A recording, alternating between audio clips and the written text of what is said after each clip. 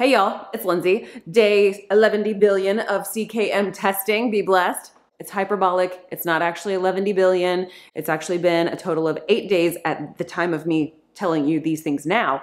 But I have been doing all the different tests, trying different things. I've done a whole full day of trialing foods, and I've kind of narrowed into trying pinpointed, targeted stimulus for ketone readings.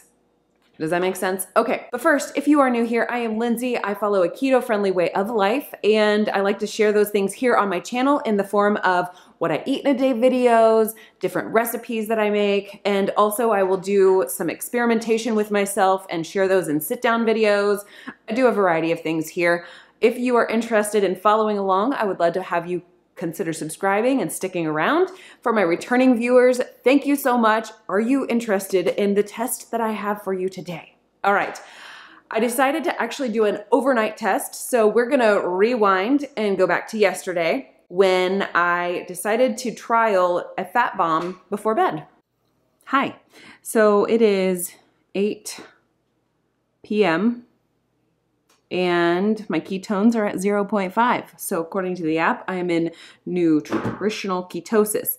We did a 1.5 mile walk this evening, and I haven't had anything since dinner. We finished dinner before 6 p.m., like 6 or 5:30 or so. I have therefore been without food for 2.5 hours. My computer is helping light my face, so forgive me. I have another one of those fat bombs from a previous day that I shared with you. Half coconut oil, half butter, some monk fruit drops, a little bit of Lorraine eggnog flavoring, and some nutmeg. And it's slowly melting in my hand. I am going to test a hypothesis I have. The last time I had my ketones jump up naturally, like super high without any kind of exogenous ketones, I had eaten 3 of these. Come on, come on, computer. I had eaten 3 of these, and we had done 1 3/4 miles of a walk. So I couldn't get a full 1 3/4 miles today, but I'm going to, it's close enough at 1.5 miles.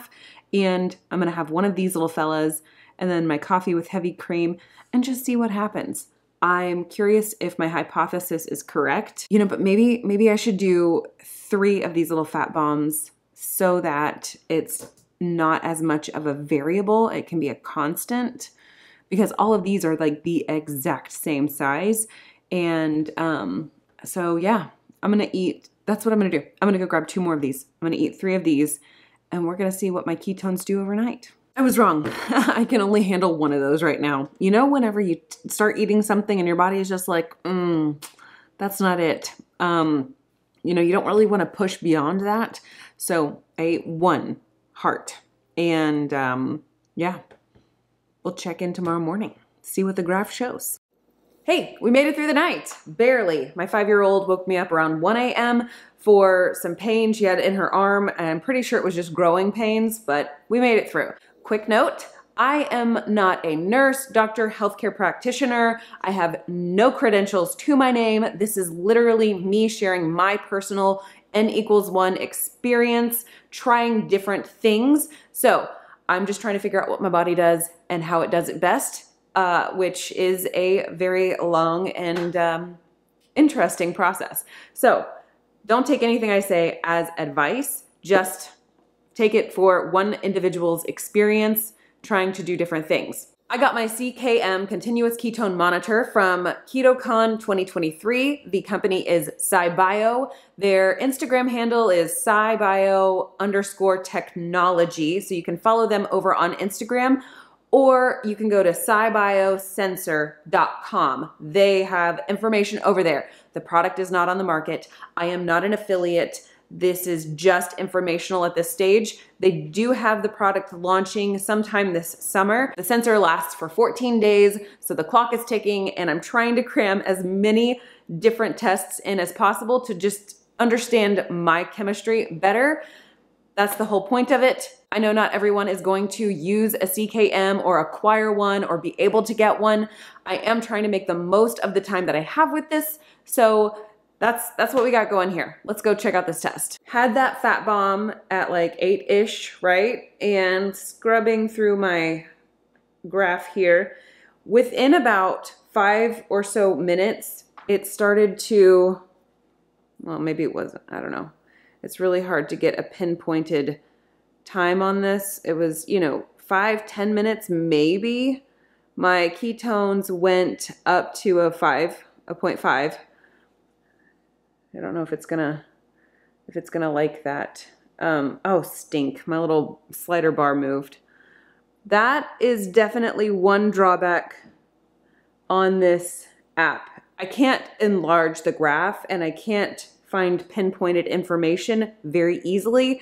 The graph is small, it's hard to scrub through and get precise information, but I hope to give that feedback to the company so that they can, you know, possibly make some shifts if they can. So it was a 0.5, and then within 1 hour, so what was that, 9:06, it was 0.6 increase. And then what was it? We went to bed at 10 and my ketones at 10 had increased to, let's scrub. I'm telling you, scrubbing is so hard in this thing. Well, I can't quite get there. I want to say it was 0.8, perhaps 0.9. Yeah, 0.8 at 10 p.m. And then my absolute highest was a 1.0, and that was roughly midnight. Yeah, 11:56. We hit a 1.0. And what I'm seeing here is that my ketones, when I have a high fat snack, like a fat bomb, sometime in the evenings, my ketones seem to rise through the night to pretty good levels. And then around 4 a.m., I find a low, where is it? 4 to 5 a.m. Like here's 4:11 a.m.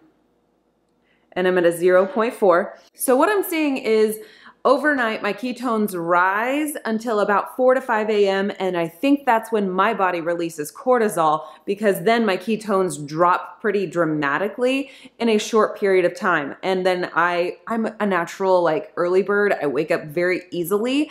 And usually I wake up naturally, I wake up between like 5:30 and 6 a.m. Sometimes I do sleep to my alarm, but there's also other times when I wake up at 5:15 and there is no reason for it, like no weather, no child crying, no like body ache or anything like that wakes me up. So I do wake up easily in the mornings, and I think that cortisol is really doing its job. So there is that. So I think the somewhat definitive conclusion I can make right now is that having a fat bomb in the evening time is beneficial.